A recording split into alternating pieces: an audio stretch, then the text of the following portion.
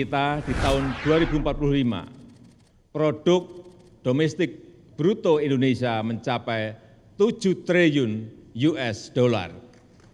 Dan Indonesia sudah masuk ke 5 besar ekonomi dunia dengan kemiskinan mendekati 0%. Kita harus menuju ke sana.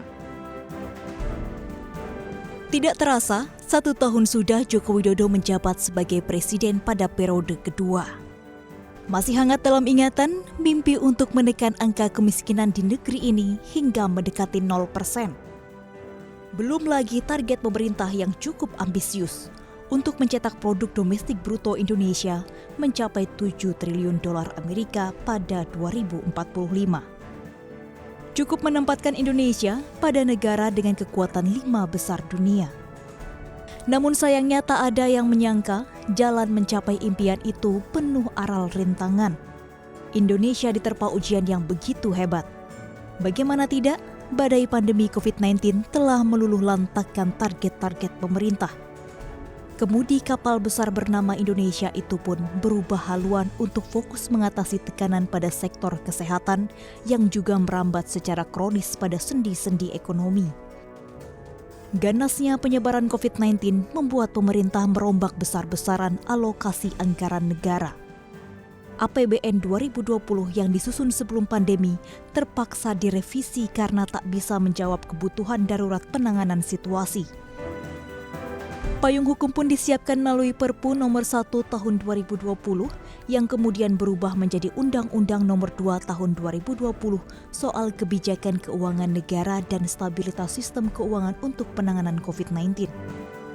Meski sudah berjibaku bertahan dari tekanan pandemi, termasuk menerapkan kebijakan gas dan rem, untuk menjaga ekonomi tetap stabil, resesi ekonomi semakin nyata di depan mata.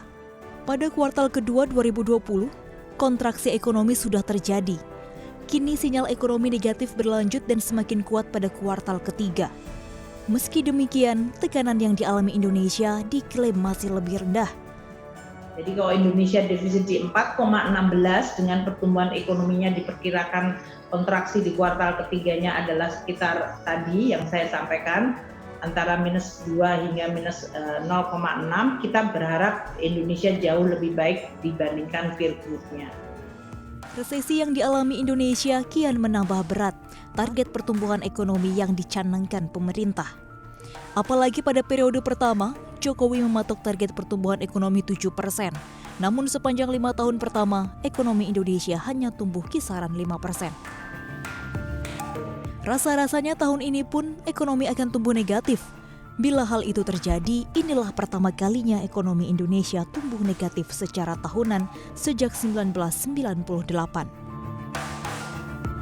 Tak ada yang bisa disalahkan atas tekanan ekonomi yang telah terjadi. Situasi extraordinary yang ini membuat banyak negara tidak benar-benar siap menghadapi pandemi.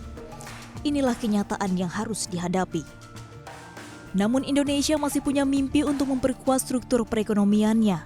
Bahkan visi untuk keluar dari jebakan negara middle income dapat dilakukan. Terutama dengan memanfaatkan situasi krisis untuk melakukan lompatan besar ekonomi.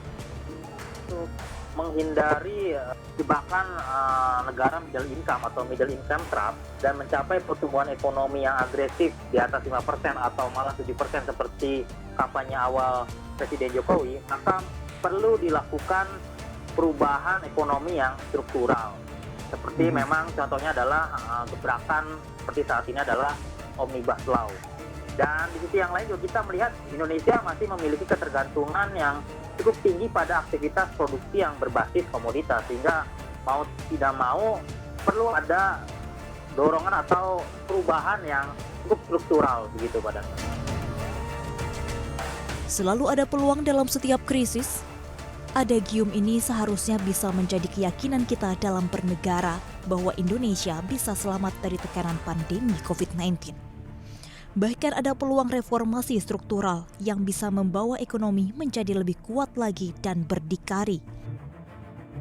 Tim Liputan CNBC Indonesia.